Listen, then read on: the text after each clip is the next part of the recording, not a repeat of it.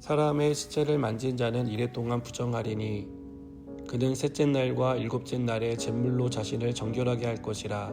그리하면 정하려니와 셋째 날과 일곱째 날에 자신을 정결하게 하지 아니하면 그냥 부정하니 누구든지 죽은 사람의 시체를 만지고 자신을 정결하게 하지 아니하는 자는 여호와의 성막을 더럽힘이라. 그가 이스라엘에서 끊어질 것은 정결하게 하는 물을 그에게 뿌리지 아니하므로 깨끗하게 되지 못하고 그 부정함이 그대로 있음이니라. 장막에서 사람이 죽을 때의 법은 이러하니 누구든지 그 장막에 들어가는 자와 그 장막에 있는 자가 이래 동안 부정할 것이며 뚜껑을 열어놓고 덮지 아니한 그릇은 모두 부정하니라. 누구든지 들에서 칼에 죽은 자나 시체나 사람의 뼈나 무덤을 만졌으면 이래 동안 부정하리니 그 부정한 자를 위하여 죄를 깨끗하게 하려고 불사른 재를 가져다가 흐르는 물과 함께 그릇에 담고 정결한 자가 우슬초를 가져다가 그 물을 찍어 장막과 그 모든 기구와 거기 있는 사람들에게 뿌리고 또 뼈나 죽임을 당한 자나 시체나 무덤을 만진 자에게 뿌리되 그 정결한 자가 셋째 날과 일곱째 날에 그 부정한 자에게 뿌려서 일곱째 날에 그를 정결하게 할 것이며 그는 자기 옷을 빨고 물로 몸을 씻을 것이라. 저녁이면 정결하리라. 사람이 부정하고도 자신을 정결하게 하지 아니하면 여호와의 성소를 더럽힘이니 그러므로 회중 가운데에서 끊어질 것이니라. 그는 정결하게 하는 물로 뿌림을 받지 아니하였은즉 부정하니라. 이는 그들의 영구한 율례니라. 정결하게 하는 물을 뿌린 자는 자기의 옷을 빨 것이며 정결하게 하는 물을 만지는 자는 저녁까지 부정할 것이며 부정한 자가 만진 것은 무엇이든지 부정할 것이며 그것을 만지는 자도 저녁까지 부정하리라. 아멘. 우리는 어제에 이어 오늘도 부정한 자가 정결하게 되는 정결례에 대해 살펴보고 있습니다. 시체를 만진 자는 부정하게 되는데 부정하게 된 사람이 정결하게 되기 위해서는 잿물로 자신을 정결하게 해야 합니다.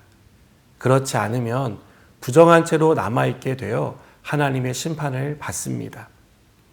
잿물은 어제 살펴본 대로 붉은 암송아지를 죽이고 태워서 만든 재를 섞은 물입니다.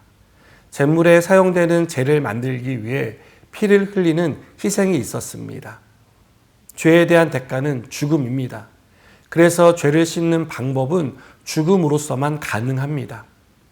우리는 죄를 씻고 회개하면 용서받는다는 것을 압니다. 그러나 우리는 죄를 용서받기 위해 예수님이 대속제물로 십자가에서 피 흘리셨다는 사실을 종종 잊고 삽니다. 그러다 보니 죄를 가볍게 생각하는 경향이 있습니다. 회개하면 용서해 주시니까 선택의 순간에 죄를 짓는 것입니다. 회개하면 용서해 주신다는 사실이 죄를 가볍게 여기는 근거가 되어서는 안 됩니다. 우리의 죄가 용서받기 위해 예수님의 죽음이 있었다는 사실을 잊지 말아야 합니다. 13절은 누구든지 죽은 사람의 시체를 만지고 자신을 정결하게 하지 아니하는 자는 여호와의 성막을 더럽힘이라고 말합니다. 그리고 이런 사람은 백성 중에서 끊어질 것이라고 경고합니다. 죄가 얼마나 무서운 것인지를 가르쳐주는 구절이라고 생각합니다. 죄는 하나님의 심판을 불러옵니다. 죄를 짓고 회개하지 않으면 하나님께 심판받습니다. 그러나 우리는 하나님을 사랑의 하나님이라고 고집스럽게 주장하며 사랑의 하나님이 비록 내가 죄를 지었다고 해서 심판하지는 않을 것이라고 생각합니다. 그렇지 않습니다. 아무리 살아가는 자녀라도 잘못된 것에 대해서는 따끔하게 혼을 내듯 하나님도 우리를 사랑하시지만 우리의 죄에 대해서는 따끔한 징계를 내리십니다. 징계를 통해 우리가 다시는 죄를 짓지 않게 하려는 것입니다. 징계를 내리시는 하나님의 마음을 헤아려 본다면 자녀를 징계하면서 그 마음이 어떻게 편할 수 있겠습니까? 우리가 조금이라도 하나님의 마음을 헤아릴 수 있다면 우리는 절대 죄를 가볍게 생각하지 않을 것입니다. 또한 죄는 하나님의 성소를 더럽히기에 절대 가볍게 여겨서는 안 됩니다. 죄는 하나님의 성전이 우리를 더럽힙니다. 죄를 지었을 때를 생각해 보십시오. 성경에서 죄 지은 사람들을 보면 그들은 모두 하나님의 얼굴을 피하는 반응을 보였습니다.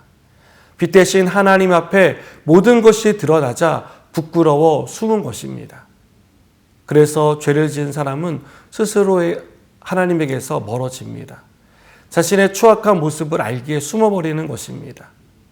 그러나 하나님은 시신을 만져 부정하게 된 사람을 위해 잿물로 정결하게 하셨듯 죄로 인해 더러워진 우리를 위해 예수님을 보내주셨습니다. 우리는 예수님이 십자가에서 흘린 보혈로 정결하게 되었습니다. 예수님의 보혈로 용서해 주시는 은혜를 입었습니다.